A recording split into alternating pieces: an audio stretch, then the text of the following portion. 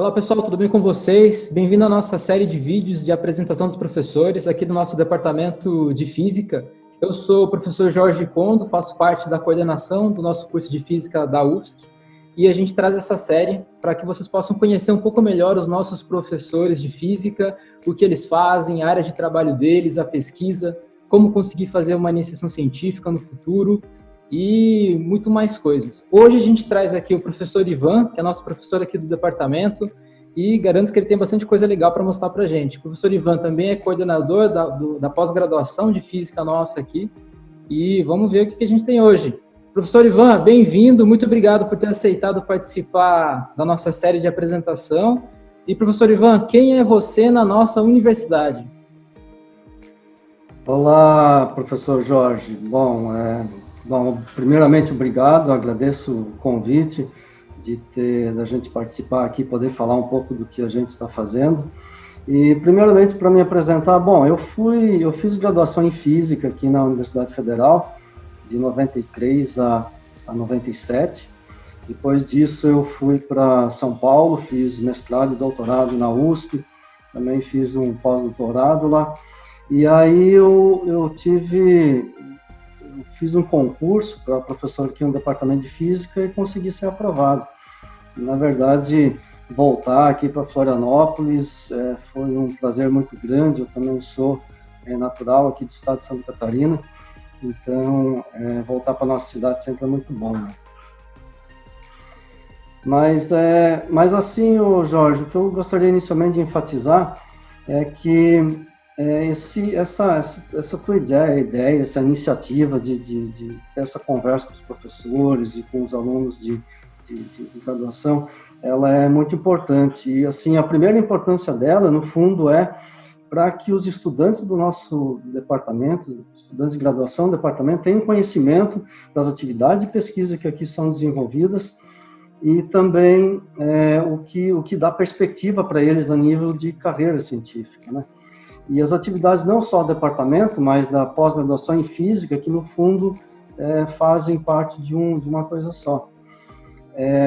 Agora, mais do que passar essa informação para os estudantes, é extremamente válido a gente também passar essa informação para a sociedade como um todo, porque o que a gente vê é muitas vezes a sociedade desinformada e sem saber exatamente o que os professores fazem aqui dentro da universidade.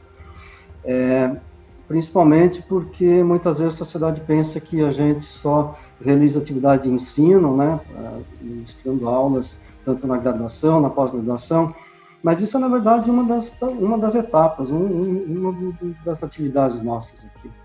A atividade de pesquisa, que eu queria enfatizar, é uma atividade que toma 50% do nosso tempo aqui, se nós temos tempo designado para pesquisa.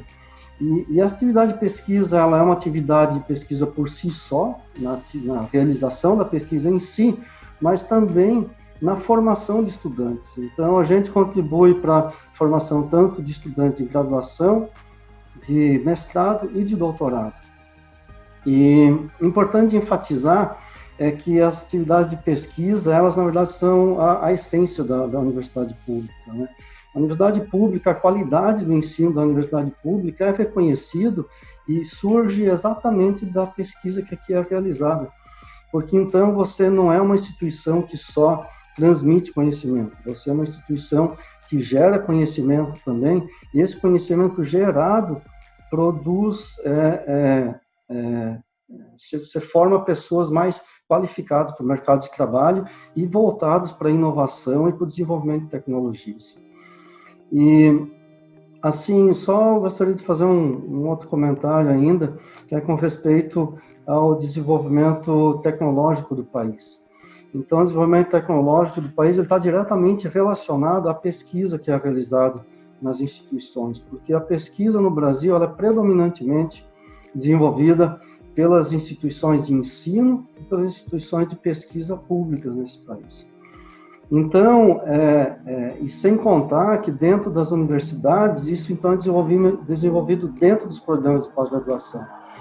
Então, isso que a gente produz aqui, esse tempo que a gente designa para essas atividades, elas, no fim, elas estão ligadas ao desenvolvimento científico do país. Muitas vezes isso não é muito, a sociedade não enxerga onde que isso aparece.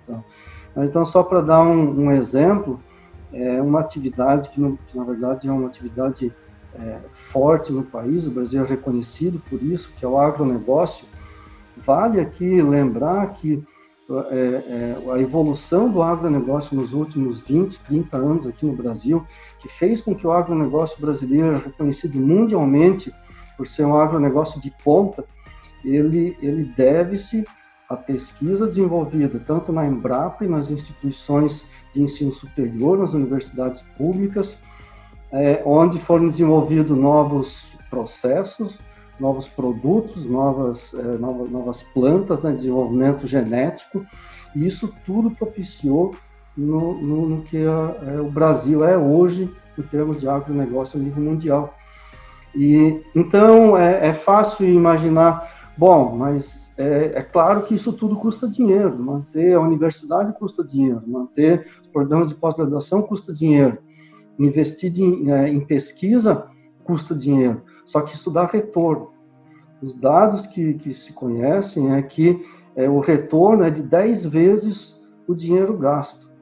E só para finalizar, eu sempre gosto de dizer o seguinte, que dinheiro público, quando é gasto em desenvolvimento científico, pesquisa, desenvolvimento tecnológico no país, e especialmente também na educação básica, desde a educação básica até o ensino superior, isso não pode ser visto como gasto.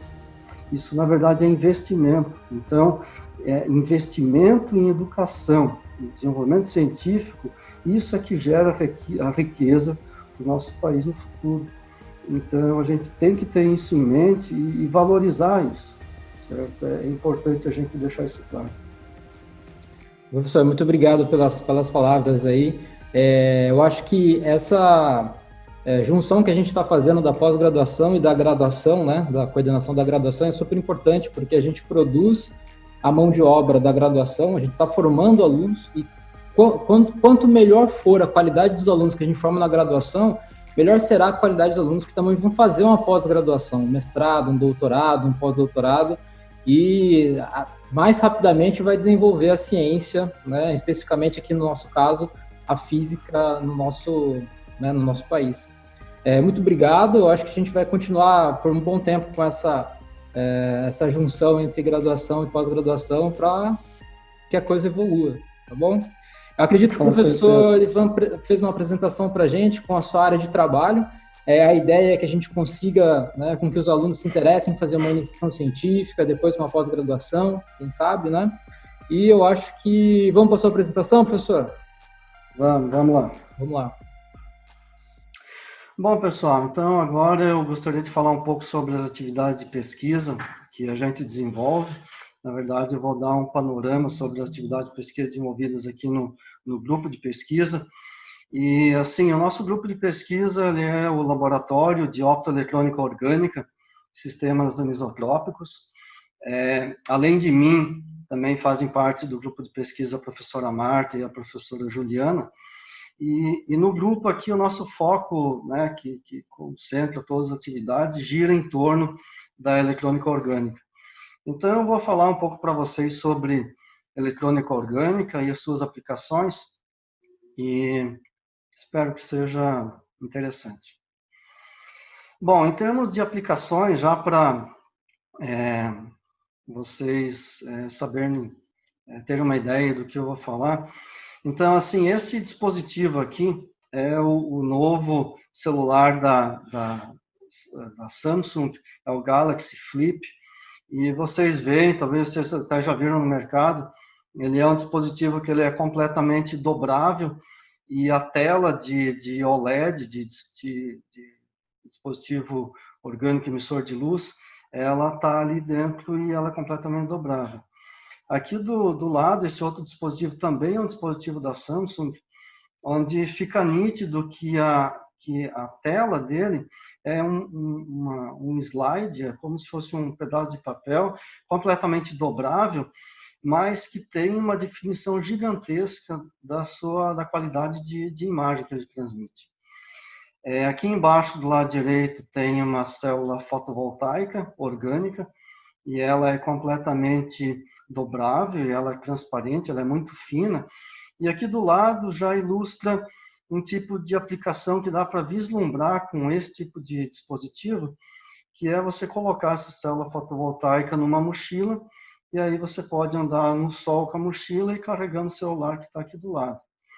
Então, assim, essas aplicações, elas são aplicações que elas só são viáveis com essa tecnologia chamada de eletrônica orgânica, que usa como camada ativa materiais orgânicos. Eu vou explicar um pouco melhor sobre isso.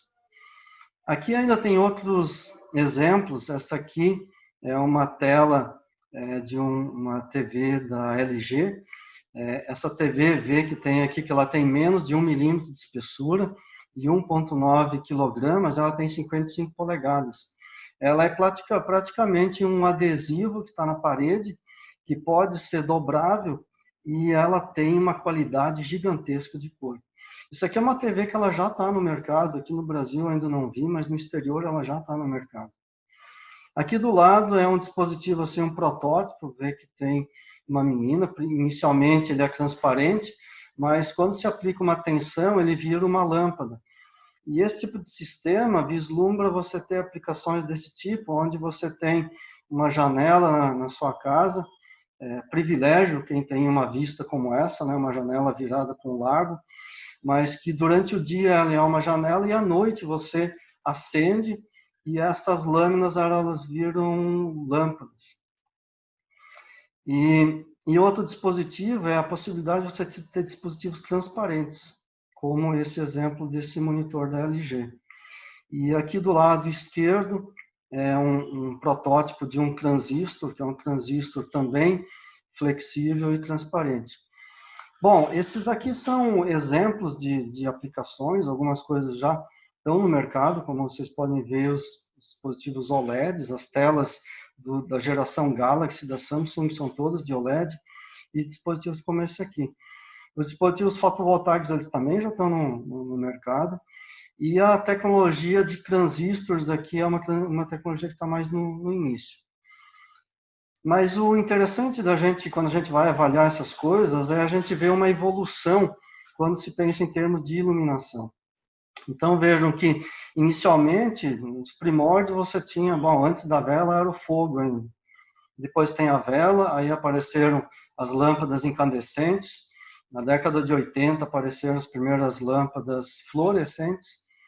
E nos anos 2000 apareceram essas lâmpadas chamadas de LED. Mas isso aqui é a tecnologia convencional usando semicondutores inorgânicos. Aqui do lado são exemplos agora do que é possível você ter em termos de iluminação com a tecnologia OLED.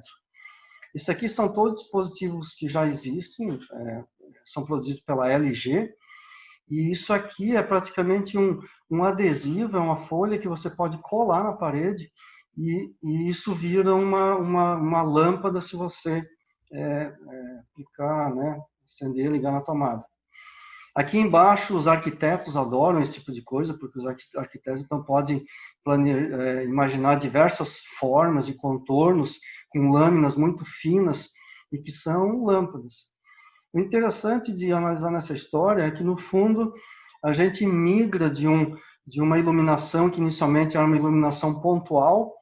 Você tem uma lâmpada, uma vela que ilumina o ambiente como um todo, e agora você pode ter um dispositivo que você gruda na parede e você tem uma iluminação de grande área. Essa iluminação, então, ela é muito mais eficiente, energeticamente ela custa menos e ela também é até mais barata. Inicialmente, é claro que essas coisas são caras por causa do investimento tecnológico, mas para fazer isso é mais barato. Tá? Em termos de geração de energia, a matriz energética do Brasil ela é predominantemente de hidrelétrica. Existem outras formas, tipo energia nuclear ou a carvão, mas que, obviamente, que tem impactos ambientais enormes.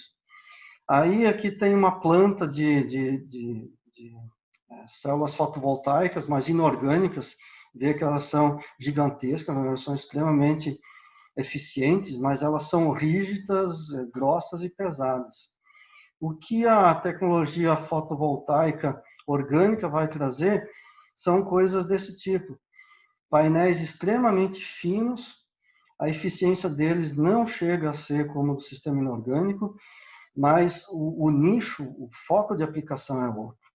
Então, aqui você vê que você coloca isso em cima de um ponto de ônibus, isso aqui já existe, isso aqui, como está escrito aqui na legenda, é nos Estados Unidos. E tem aqui, só para vocês verem que o processo de fabricação é um processo de fabricação em processo de rolo, de impressão. É uma matriz muito parecida com uma serigrafia de imprimir jornal. Você consegue ter uma planta que produz uma quantidade muito grande desses dispositivos e um custo bem reduzido. Esse aqui é um dispositivo que já existe no mercado, é uma empresa Infinity, é uma empresa na Europa que fabrica e é possível até comprar daqui. Veja que ele é um dispositivo que é um carregador, você bota no sol, você carrega, você vai no parque ou na praia, você bota isso no sol e você carrega seu celular. Eu já adquiri um dispositivo disso nessa empresa, então aqui só para mostrar para vocês. De fato, vejo que ele é completamente flexível e esse dispositivo é capaz de, se você botar no sol, carregar o seu celular, certo? Então, esse tipo de tecnologia, de novo, só para enfatizar, é uma coisa que é inviável do ponto de vista da tecnologia convencional usando semicondutores inorgânicos. Falando de transistor, então esse transistor aqui foi o primeiro transistor, o primeiro protótipo em 1947. Esses caras ganharam o prêmio Nobel em função disso anos mais tarde. E assim, se a gente vai ver uma coisa, isso aqui é muito robusto, né? Até parece que é um clipe espetado dentro de um pedaço de cerâmica, mas com isso aqui eles conseguiram mostrar o conceito de transistor. E agora, a partir dali, você vê que hoje uma placa de vídeo, ela concentra da ordem de 1,7 bilhões de transistores dentro de um dispositivo que é do tamanho da unha de vocês. Então, a evolução científica que aconteceu da década de 40 até o que se tem hoje foi violento.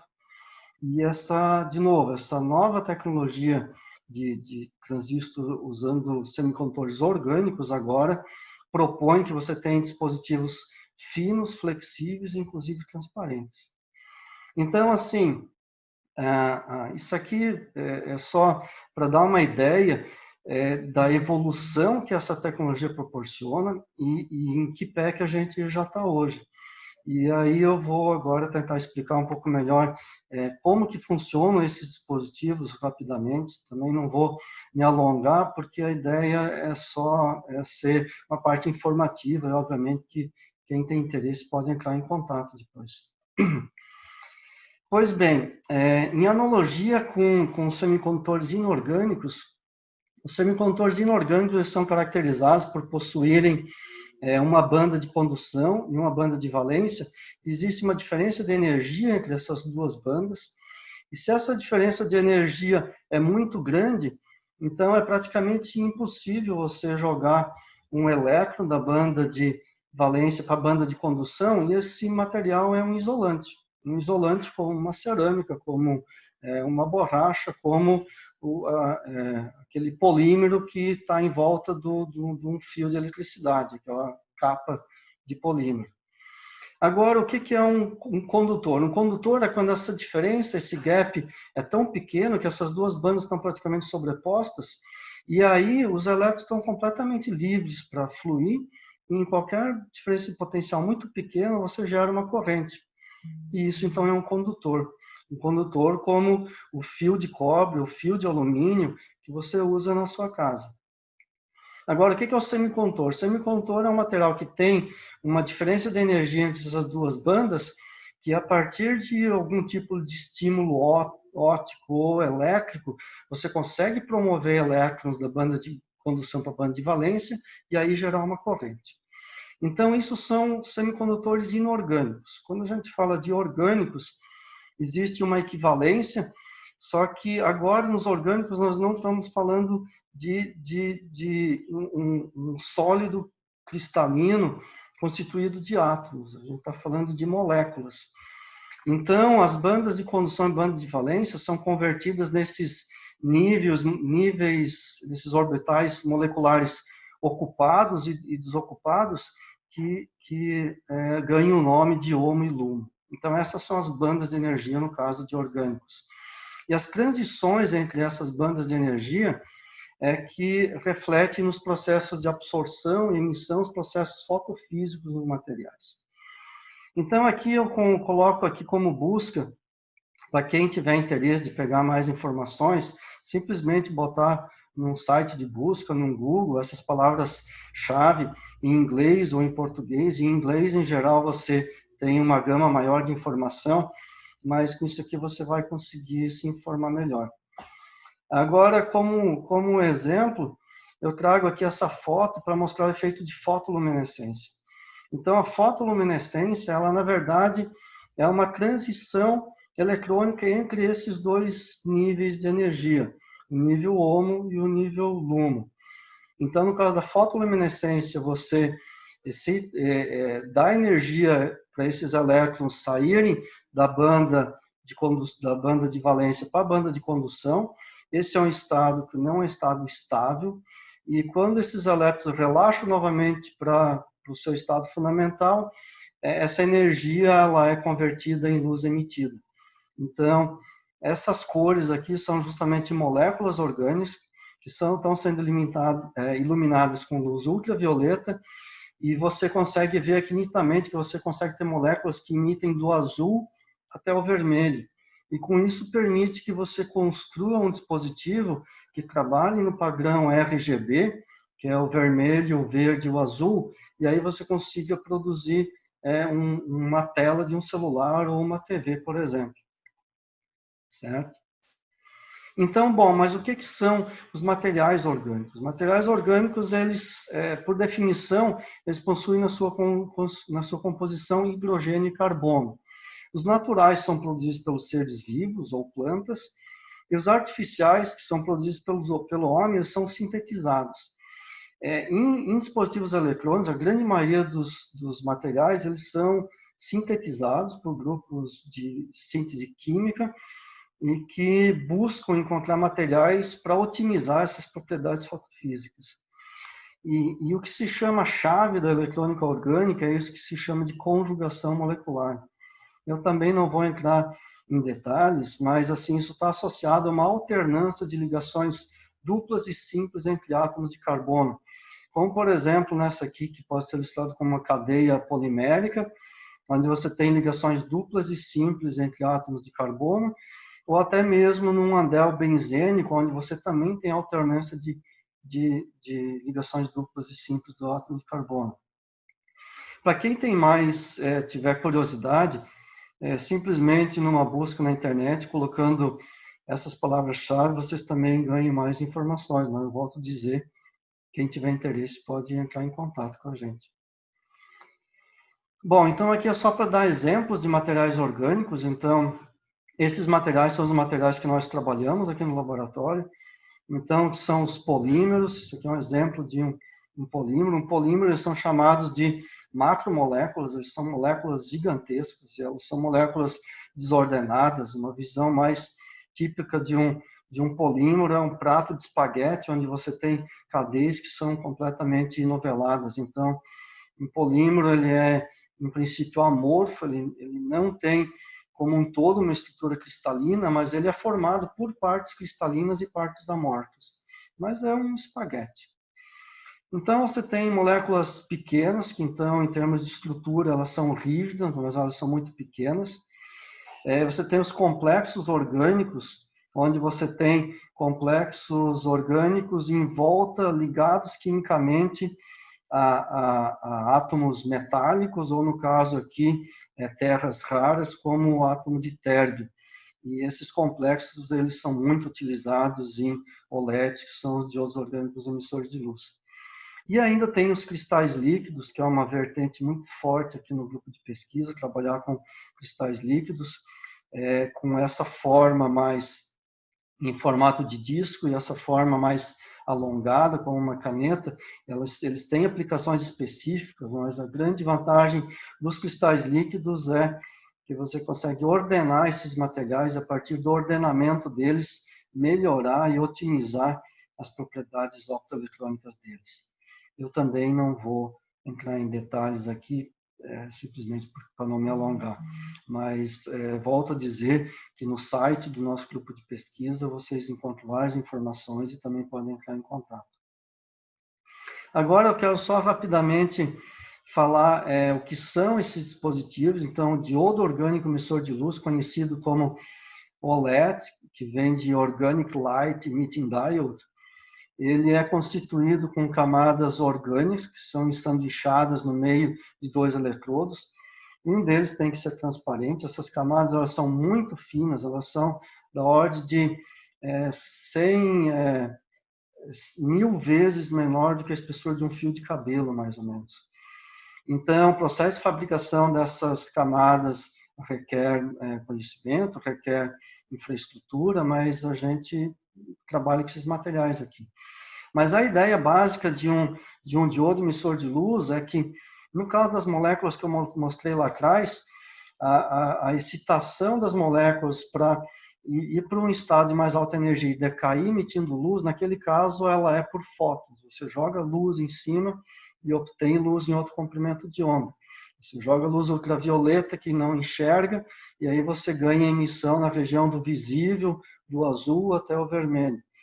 Aqui, no fundo, a excitação é uma excitação elétrica. Então, o que é feito, você aplica uma diferença de potencial nas extremidades, nos eletrodos.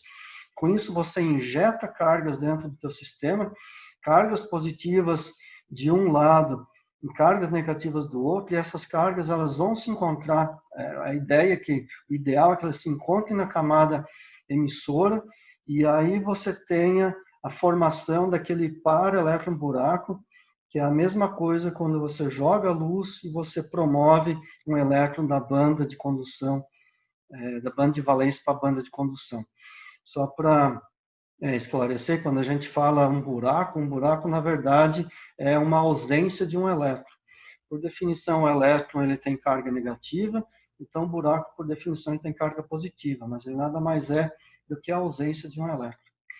Então, uma vez que esses elétrons eles se movem dentro da camada, eles se encontram, eles recombinam e emitem luz. Aqui do lado tem um dispositivo onde mostra isso. Aqui é um dispositivo preparado em laboratório, vê que tem uns contatos com o jacarezinho, e ele emite uma luz muito intensa numa área muito grande, e é um dispositivo muito fino.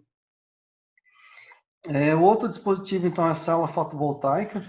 A gente pode imaginar a célula fotovoltaica como sendo mais ou menos um inverso de um diodo emissor de luz.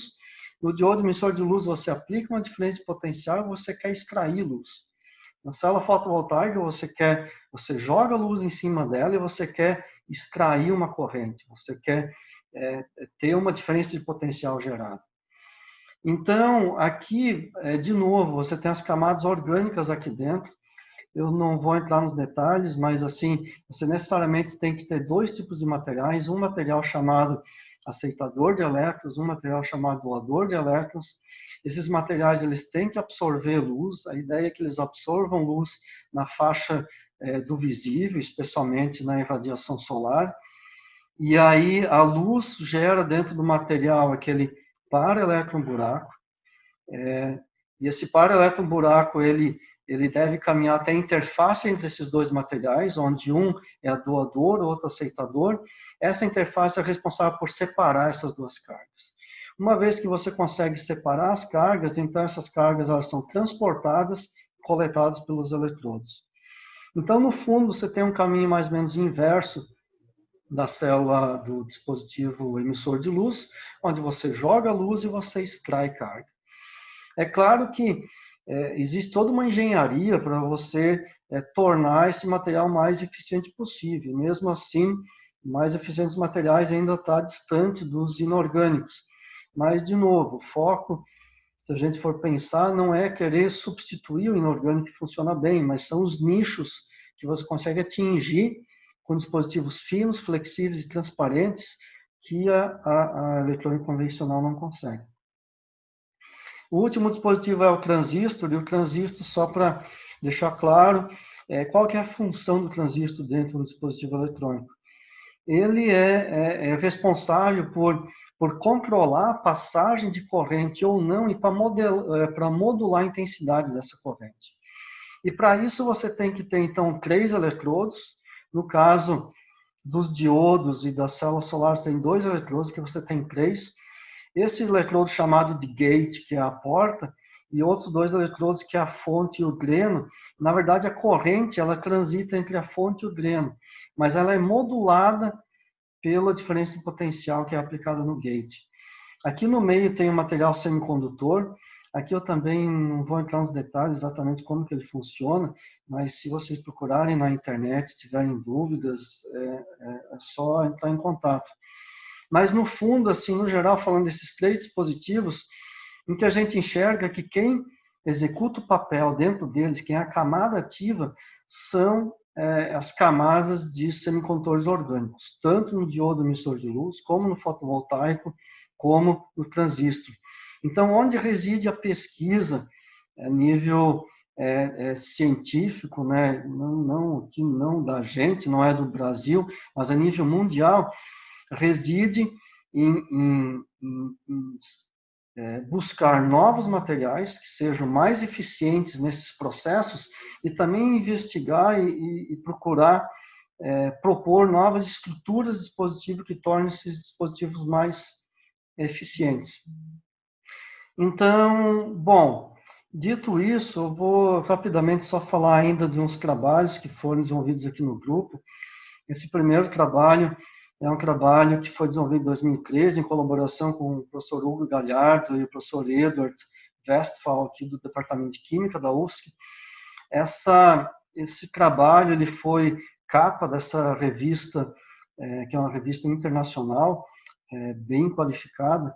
E o mérito desse trabalho, aqui do lado tem um esquema, é que essas moléculas foram sintetizadas e a gente, então, investigou como que essas moléculas se empacotam, que elas são moléculas não convencionais, como que elas se empacotam para promover e resultar em fases líquido-cristalinas colunares, como está ilustrado aqui. Além disso, essas fases líquido-cristalinas permaneciam estáveis até a temperatura ambiente e eram altamente emissoras de luz. Então, esse foi o mérito desse trabalho que resultou nessa capa dessa revista. Um outro trabalho que é mais recente, 2019, esse também foi capa dessa revista aqui. Esse é um diodo emissor de luz baseado num complexo de boro. E aqui do lado está a foto do LED, esse aqui é o LED que a gente produziu aqui no laboratório. Ele parece bem branco no centro, mas é porque a intensidade dele é tão alta que ele satura a câmera na hora de tirar a foto. Mas em volta a gente vê que ele reflete azul, então ele é um LED azul. E o LED azul, na verdade, é o nicho que vários grupos de pesquisa buscam e estudam. O que eu gostaria de enfatizar nesse trabalho é uma colaboração com o professor Bernardo, também do Departamento de Química aqui, que aqui foi executado um trabalho de síntese, de simulação computacional e de aplicação em dispositivo. Então, a gente realizou um trabalho onde essas informações uma alimentava a outra, ao ponto de a gente chegar na melhor situação, na melhor molécula para aplicar nesse dispositivo. Isso, na verdade, eu gostaria de enfatizar que é o caminho da pesquisa assim, mundial, é essa interdisciplinaridade de envolver várias áreas e vários conhecimentos para conseguir extrair o máximo do trabalho que você desenvolve. Então, esse aqui é um trabalho que envolveu desde síntese, simulação computacional, na parte teórica, e também aplicação de dispositivo. E esse último trabalho também foi capa dessa revista Liquid Crystal, em colaboração com o professor André Vieira, da Universidade Federal da Bahia, onde ele sintetizou essas moléculas que têm propriedade líquido-cristalina. Aqui foi variado o centro da molécula e foi investigado como que isso influenciava tanto nas propriedades líquido-cristalinas como nas propriedades emissoras da molécula. Então, foi um trabalho bem interessante que também a gente publicou. Esse trabalho aqui, eu gostaria só de enfatizar ele, porque ele foi publicado nessa revista, que é uma revista de alto impacto, a Engevant Chimie. Foi uma colaboração junto com o professor, com o Dr. Harold Bock, que é da Universidade de Bordeaux, na França, e é uma colaboração científica que a gente já tem há muito tempo, e junto com o professor Bernardo, também aqui da Química, teve uma parte de simulação computacional, e aqui eu já ilustro como que é coincidente esses espectros de emissão da molécula, comparando a parte de simulação e o experimental efetivamente medido. O grande mérito desse trabalho, para ter sido publicado nessa revista, é que pela primeira vez se publicou, né, a gente teve resultados de uma molécula que ela é orgânica e que ela possui uma fosforescência a temperatura ambiente e longa. Aqui simplesmente ilustra o tempo de vida dessa fosforescência de quase meio segundo, e isso aqui é o chamado processo de fluorescência atrasada, que eu também não vou entrar nos detalhes, que é um pouco mais lento. Mas, assim, esse foi um trabalho pioneiro de mostrar e de publicar uma molécula com essas características que apresentava essas propriedades fotofísicas. O que, no fundo, eu gostaria de enfatizar desse trabalho, desses outros que eu apresentei, é que aqui existe uma cooperação de várias pessoas, químicos que fazem síntese, físicos, a gente que trabalha na parte de produzir, investigar dispositivos, e tem uma parte de simulação computacional, e esses ingredientes juntos é que geram a qualidade dos trabalhos. Então, eu queria só reforçar que a interdisciplinaridade é um caráter essencial para promover a qualidade dos resultados que você desenvolve. E aqui tem só uma lista, eu não vou ficar vendo, mas outra hora vocês veem. Aqui embaixo também tem de novo a minha homepage, vocês podem entrar lá depois e ver. Mas, assim, são vários trabalhos que eu selecionei a partir de 2010 até 2020, todos publicados em revistas internacionais de impacto, de reconhecida qualidade. Gostaria de ressaltar que eles envolvem cooperações internacionais que a gente tem aqui no grupo de pesquisa e envolve essa interação entre síntese, química e física. E ainda, todos esses trabalhos aqui envolvem estudantes de pós-graduação. Então, os estudantes que executam os trabalhos de pós-graduação também têm alunos de graduação que fazem iniciação científica no grupo, mas eles participam desses trabalhos. Então, isso aqui contribui não só para gerar produção científica, mas para gerar conhecimento e para formar pessoas, que no fundo é a essência da universidade. Bom, para finalizar, eu queria só citar aqui os apoios financeiros, científicos que a gente tem. Então, a UFSC, obviamente, que é a nossa casa, o programa de pós-graduação em Física e o programa de pós-graduação em Química, que são os dois programas de pós-graduação que eu estou mais próximos. Eu também oriento dentro do programa de pós-graduação em Química. A Agência de Fomento, a CAPES, o CNPq, são agências nacionais de fomento à pesquisa, e a FAPESC, que é uma agência estadual aqui do estado de Santa Catarina. Aí tem as redes nacionais de ciência e tecnologia, o INEL, o Instituto Nacional de Eletrônica Orgânica, bem focado no que a gente faz. O nosso de pesquisa, ele está dentro dessa rede nacional, que é coordenada pelo professor Roberto Faria, na USP, em São Carlos, mas é uma rede que permite troca de experiências e acesso a equipamentos e a realização do trabalho. Coffee Cube é um convênio internacional entre a CAPES, no Brasil, e a França, e a partir desse convênio internacional que a gente tem esse projeto desenvolvido junto com o Dr. Harold Bock, na França. E Octa é um projeto que nós aqui do grupo aprovamos ano passado, junto à comunidade europeia. Dentro desse projeto participam pesquisadores da Alemanha, da Polônia e do Reino Unido, mais especificamente da Inglaterra e da Escócia. E aqui embaixo só gostaria de ressaltar ainda sociedades brasileiras que trabalham com ciência. Então, a SBPC, que é a Sociedade Brasileira do Progresso da Ciência, ela está fortemente vinculada e promove e divulga a ciência desenvolvida no país. As outras 3 sociedades, a SBPMAT, a Sociedade Brasileira de Pesquisa em Materiais, essa sociedade, atualmente, até eu faço parte da diretoria científica da SBPMAT, a SBF é a Sociedade Brasileira de Física e a SBQ, a Sociedade Brasileira de Química. Obviamente que existem as sociedades científicas ligadas com as ciências da saúde, biológicas, também ciências sociais, ciências humanas. Aqui e todas têm a sua importância dentro da sua área. Aqui eu estou só ressaltando as que eu tenho mais acesso. E para finalizar mesmo, isso aqui é o grupo de pesquisa. Esse aqui é o nosso prédio, que fica atrás do prédio da Física, que é o Bloco da Colina. Isso aqui é uma foto de 2015, aqui é uma foto de 2017, alguns rostos permanecem, outros sempre mudam. Aqui tem alunos desde iniciação científica de graduação, mestrado, doutorado e pós-doutorado. E aqui embaixo é uma foto de 2019, nosso grupo de pesquisa, ele organizou o evento anual da Sociedade Brasileira de Pesquisa em Materiais, mas que é um evento de caráter internacional, então é chamado de Brasil MRS, e a gente organizou ele ano passado em Balneário Camboriú, contou com da ordem de 1.700 participantes, então foi um evento de grande porte que a gente conseguiu colaborar. E aqui está de novo o site do nosso laboratório. Convido vocês a entrar no site do laboratório, conhecerem as coisas.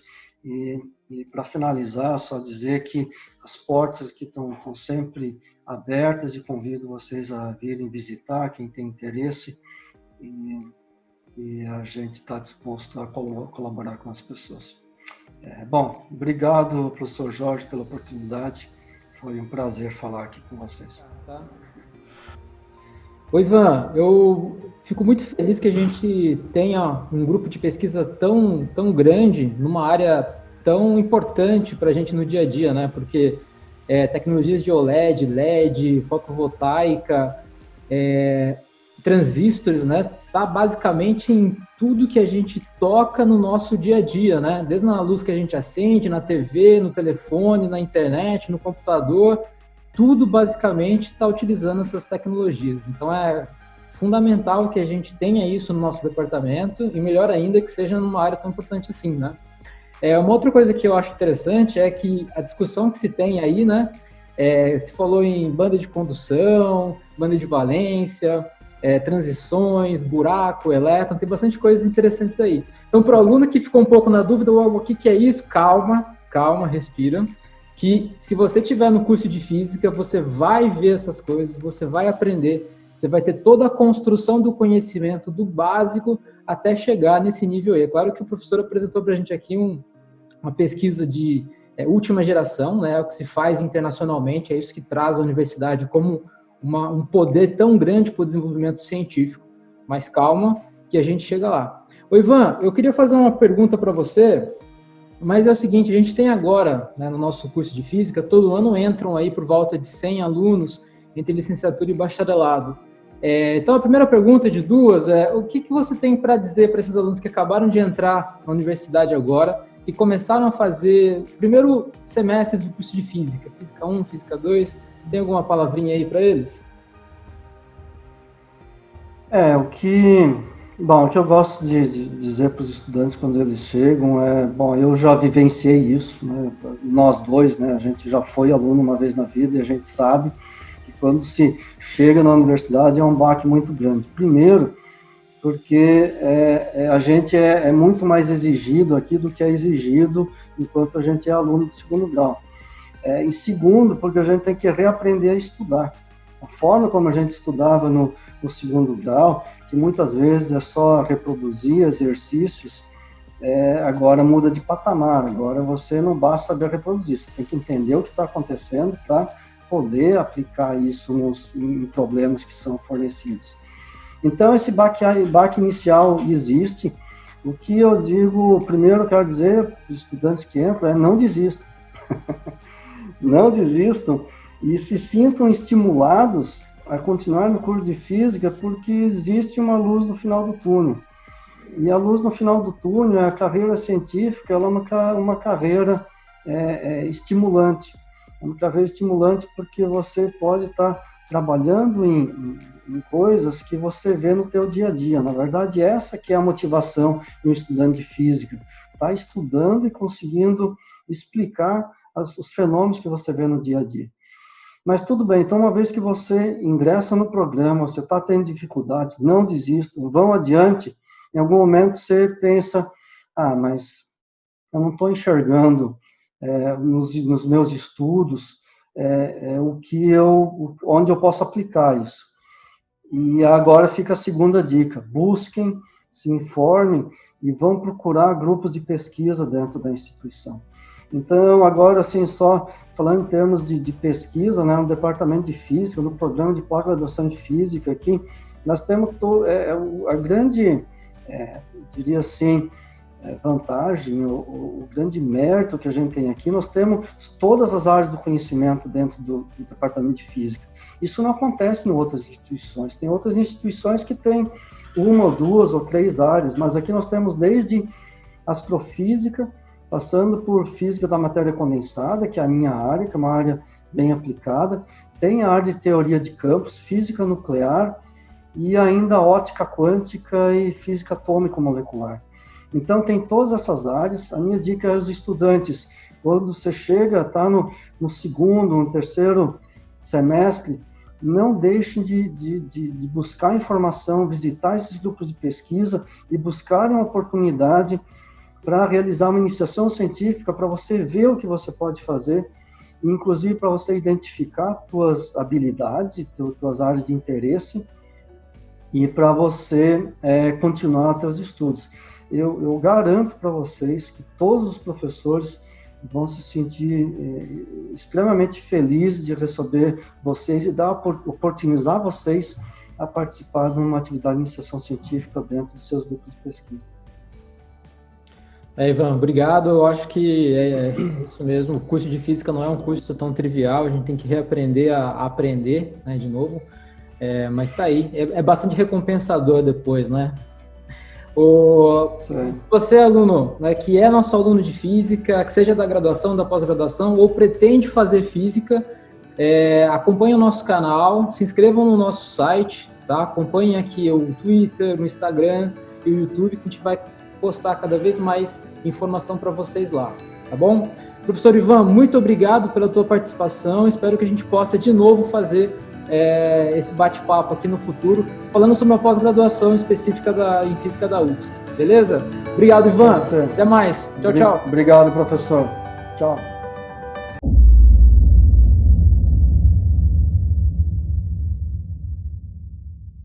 Melhorou? Só que agora faz sombra.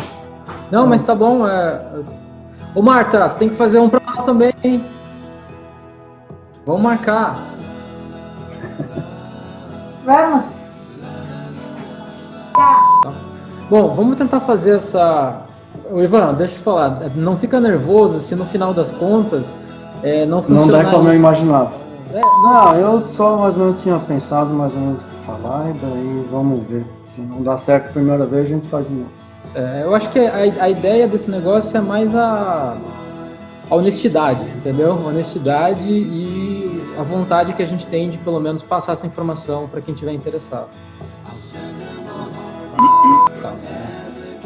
Bom, também não teria nenhum problema se eu sei o que você acha que é melhor. O que você acha que fica melhor para mim, na verdade, tanto faz. E você se sentir melhor, Ivan. A ideia eu estou interessado na sua felicidade. Então vamos tocar o barco e no final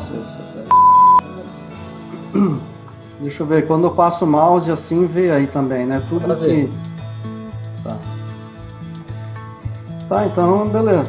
Pode bate palma aí que deu o começo.